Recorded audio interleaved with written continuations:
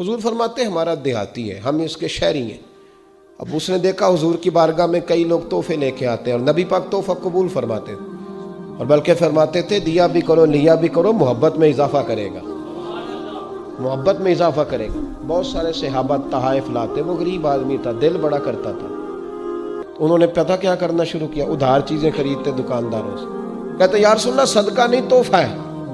حضور تناول فرما لیتے، جب دیکھتے نا کھا لیا ہے صحابہ نے بھی، تو کہتے حضور دکاندار کے پیسے بھی دے دیں، حضور وہ بھی ذرا ادا فرما دیں، بھیجے کسی کو۔ تو حضور فرماتے میں نے کہا تھا لا، کہ حضور کہا تو نہیں تھا پر کھایا تو ہے نا، آپ نے تناول تو فرمایا ہے نا۔ یار حضور فرماتے کیوں لائے؟ مسکرا کے پوچھتے، مسکرا کے پوچھتے، کہتے یا رسول اللہ اس لیے کہ سارے لاتے ہیں، میں غریب ہوں، نہیں میرے پاس پیسے، اب لانے تو ہے نا، تو مہربانی فرمائے پیسے۔ حضور بھیجتے جناب ابو بکر صدیق، فرماتے جا اس دیہاتی کے پیسے دے یا۔ حضرت ابو ہریرہ کہتے ہیں جب حضور غم امت میں پریشان ہوتے تھے نا، تو ہمارا دل کرتا تھا کاش آج وہ آ جائے، وہ آئے گا تو حضور کو ہنسائے گا، دل کرتا تھا آج وہ آ جائے۔ کہتے ہیں ایک دن نبی کے، یہ مسند امام احمد بن حنبل میں بھی موجود ہے، فرماتے ہیں ایک دن وہ بازار میں کھڑے نا، مدینے کے بازار میں کھڑے کچھ خرید رہے تھے، کچھ خرید رہے تھے۔ ہمارے یہ بڑا آسان ہے، آپ تھوڑے تگڑے ہو کے رہیں، بولے ذرا کم، سخت مزاج رہیں، دنیا خود بخود ڈرے گی، لیکن یہ اصل نہیں ہے۔ اصل یہی ہے کہ آپ محبت بانٹیں، آپ پیار کریں۔ ٹھیک ہے فضولیات اور لغویات سے بچنا چاہیے، لیکن اس طرح کا معیار بنا لینا کہ اپنے بھی کوئی بات نہ سنا سکے، کوئی قریب ہی نہ آ سکے، کسی کو یہ طاقت ہی نہ دینا کہ وہ اپنا آپ کے ساتھ مل کے کوئی اظہار محبت کر سکے، یہ معیار نہیں ہے۔ ایک دن وہ چوک میں کھڑے کچھ خرید رہے تھے، تو اللہ کے حبیب تشریف لائے۔ حضور نے نہ دیکھ لیا کہ انہوں نے نہیں دیکھا حضور کو، نبی کریم پیچھے سے تشریف لائے دبے پاؤں۔ کبھی دیکھا ہے کوئی مرید کے ساتھ اس انداز میں چوکوں میں اس طرح پیار کرے؟ محبوب پیچھے سے آئے اور آنکھوں پہ ہاتھ رکھ دیا، فرمایا بوجھ بھلا میں کون ہوں، بتا بھلا میں کون ہوں، بول۔ حضرت ابو ہریرہ کہتے ہیں انہوں نے نا اپنی کمر پیچھے کی اور حضور کے علم نشرہ کے سینے سے رگڑنے لگے، عرض کرنے لگے یا رسول اللہ آپ تو 7ویں گلی سے گزرے تو پتہ چل جاتا ہے میرے حبیب گزر رہے ہیں۔ حضور یہ کوئی بھلائی جانے والی چیز ہے؟ تو 7ویں گلی سے، 7ویں، اور حضور مجھے کوئی بھلا سکتا ہے؟ مجھے؟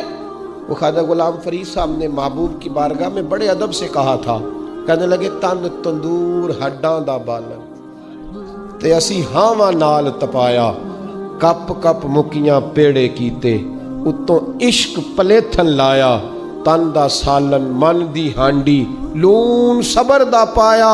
غلام فریدہ وے میں ساری تیری، تینوں اجے یقین نہیں آیا؟ غلام فریدہ وے میں ساری تیری، تینوں اجے یقین نہیں آیا؟ نبی کریم کی پشت سے رگڑنے لگے اپنی پشت، حضور کے علم نشرہ کے سینے۔ حضور 7ویں گلی سے گزرے تو پتہ چل، حضور نے محبت فرمائی، یہ پیار۔ کبھی کبھی اپنے نوکر کو بھی ساتھ بٹھا کے کھانا کھلا لیا کر، کبھی کبھی نا کبھی بلا لیا کر، وہ جو مزدور ہوتا ہے نا مزدور، اس کے ساتھ کبھی بیٹھا کر، نیچے اتر کے اللہ سکون عطا کرے گا، بیٹھا کر اس کے ساتھ، جس کے ہاتھوں کو گریز لگی ہے اسے کہا کر آپ پہلے تیرے ہاتھ دھوئیں پھر مل کے روٹی کھائیں۔ آیا بیٹھا کر کبھی ان لوگوں کے بیچ بیٹھ، تاکہ تیرے کردار اخلاق سنور جائیں۔ محبوب پاک نے نا ہاتھ تھاما اور محبت کرنے لگے، اور یوں فضا میں ہاتھ بلند کر کے فرمایا یہ میرا غلام ہے، میں نے بیچنا ہے، کسی نے کوئی خریدے گا؟ چوک تھا نا، غلام بکا، کوئی خریدے گا؟ پہلے محفل میں ہنسی تھی، خوبصورتی تھی، جب کہا نا کوئی خریدے گا تو محفل میں درد آ گیا، سوز آ گیا، صحابی نے رونا شروع کر دیا۔ محبوب نے فرمایا دیوانے روتے کیوں ہو؟ عرض کی حضور نہ رنگ ہے نہ روپ ہے، نام تک نہیں لکھنا آتا، میری کیا قیمت ہے، کون خریدے گا؟ جب ان کی آنکھوں میں آنسو آئے تو حضور بھی روئے، ان کا سینے کے ساتھ سینہ ملایا، اور محبوب فرمانے لگے رونا بند کر، جسے میں بیچوں وہ اللہ کی نظر میں بڑا قیمتی ہوا کرتا ہے، اللہ کی نظر میں بڑا قیمتی ہوتا ہے، بند کر رونا۔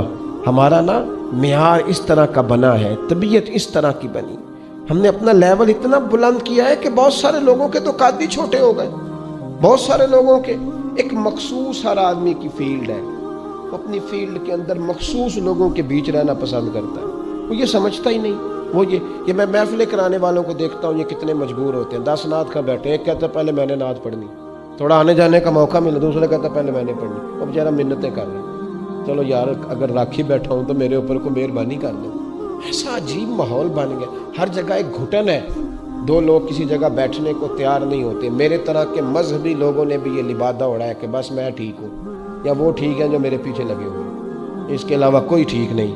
میں سیالکوٹ میں گفتگو کر رہا ہوں اس وقت، ڈسکا میں نہیں کر رہا، تو جو اس وقت ڈسکے میں تقریر کر رہا ہے مجھے اسے سپورٹ کرنا چاہیے نا، اس لیے کہ میں ہر جگہ پہ ایک وقت میں گفتگو کر سکتا، مجھے اسے سپورٹ کرنا چاہیے جو اس وقت لاہور میں، گجرات میں، گجرانوالہ میں بات کر رہا ہے۔ جب میں اسے سپورٹ کروں گا تو دین کا کام بڑھ جائے گا۔ مجھے اپنی حیثیت کا تعین کر لینا چاہیے کہ میری اتنی ہی حیثیت تھی کہ میں اس وقت یہاں آ سکتا تھا، میں ہر جگہ جا سکتا۔ تھوڑا تھوڑا پیار کریں۔ ہماری اس طبیعت نے ہمارے ماحول میں گھٹن، جب تقریر ہوتی ہے تو لوگ کہتے ہیں سارے سیاستدان برے، سارے مولوی برے، سارے پیر برے، سب تاجر دو نمبری کر کے آگے آئے، بیوروکریٹس کرپٹ ہیں، سب غلط ہے، اسٹیبلشمنٹ غلط ہے، عوام بس چھوڑیں جی، یہ عوام یہ نہیں صحیح ہو سکتی۔ اس نے نا پوری دنیا میں پاکستان کا یہ ماحول بنایا کہ یہ سارے غلط ہیں، ان میں کوئی بھی ٹھیک نہیں۔ تو میں کہا کرتا ہوں نہیں یار تم غلط کہہ رہے ہو، ہیں غلطیاں اس میں شک نہیں، پر حضور علیہ السلام نے فرمایا میری امت کبھی گمراہی پر جمع نہیں ہوگی، یہ کبھی ساری گمراہ ہو سکتی ہیں، کچھ لوگ اس میں غلط لیکن سارے غلط ہو سکتے۔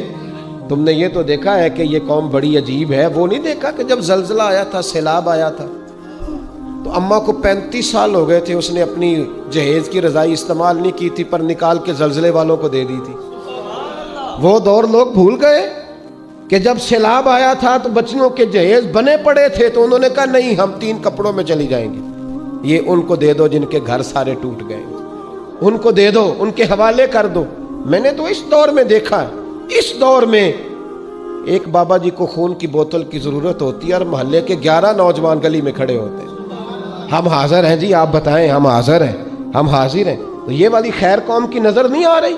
ہماری طبیعتوں کی گھٹن نے اس طرح کا ماحول بنایا کہ فقط میں ٹھیک، فقط میں۔ حضرت باجدید بستامی رحمت اللہ تعالی علیہ اکثر کسی سادے آدمی کو کہتے تو میرے لیے دعا کر یار، دعا کر، دعا۔ تم کہتے حضور میں دعا کروں؟ فرمانے لگے یار میں پڑھا لکھا ہو کے پورا عمل نہیں کرتا، تجھے تو زیادہ پتہ ہی نہیں، مجھے لگتا ہے تیری جلدی قبول ہو جائے گی۔ حضرت معروف کرخی رحمت اللہ تعالیٰ علیہ کے پاس بغداد میں لوگ آئے، کہا بابا جی دعا کریں، صوفیاء کو ضرور پڑھا کریں، یہ لوگ طبیعتیں ٹھنڈی کر دیتے ہیں، کہا دعا کریں بابا جی بارش نہیں ہو رہی۔ تو حضرت معروف کرخی رحمت اللہ علیہ فرمانے لگے یہ جو میرے سامنے کریانے کی دکان والا نا، اس سے دعا کراؤ بارش ہو جائے گی۔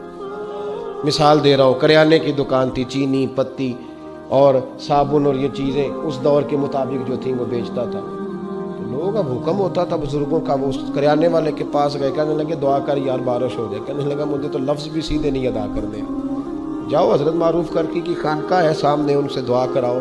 تو کہنے لگے انہوں نے بھیجا ہے، حضرت نے بھیجا ہے، چلو پھر کر دیتے ہیں دعا۔ ہاتھ اٹھائے، کہا یا اللہ تیرے بندے نے بھیجے، یہ دعا کے لیے آئے ہیں، مہربانی کر بارش دے۔ کہتے ہیں ابھی اس کی دعا مکمل بھی نہیں ہوئی تھی کہ اللہ نے بارش عطا فرما دی، جل تھل ہو گیا، ہر طرف خیر ہو گئی۔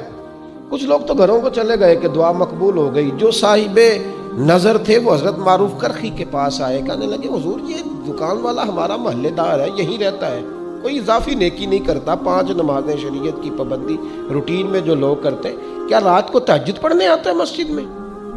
وہی تو خوبی ہوگی نا جتنی دعا قبول ہوئی۔ حضرت فرمانے لگے نہیں اتنی پڑھتا ہے جتنی تم پڑھتے ہو، تہجد میں نہیں آتا۔ فرمایا پھر آپ نے دعا کرائی تو آج تو ہماری نظر میں اس کا معیار ہی بدل گیا۔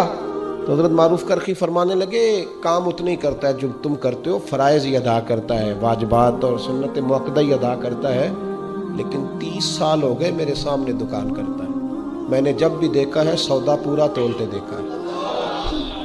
تو جو 30 سال اپنے رب کی نافرمانی نہ کرے، وہ جب ہاتھ اٹھاتا ہے تو اللہ بھی اس کے خالی نہیں لوٹایا کرتا۔ 30 سال ہو گئے سودا پورا تولتا ہے، تو یہ کیسے ہو سکتا ہے؟ اس کی دعائیں رد ہو جائیں۔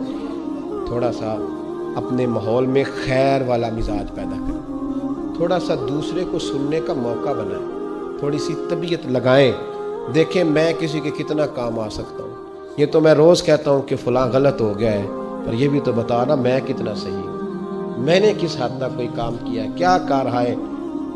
नुमाया सर अंजाम दिए हैं अपनी तबीयत में ठहराव पैदा करके, हिल्म, बुर्दबारी, हौसला, दरगुजर ला के अपने हिस्से का किरदार अदा करें। मेरा नालायक बच्चा अगर नहीं ना पढ़ता तो मेरा भाई जो गरीब है, मुझे वो पैसे उस लायक बच्चे पे खर्च कर देने चाहिए ताकि वो कुछ बन जाए।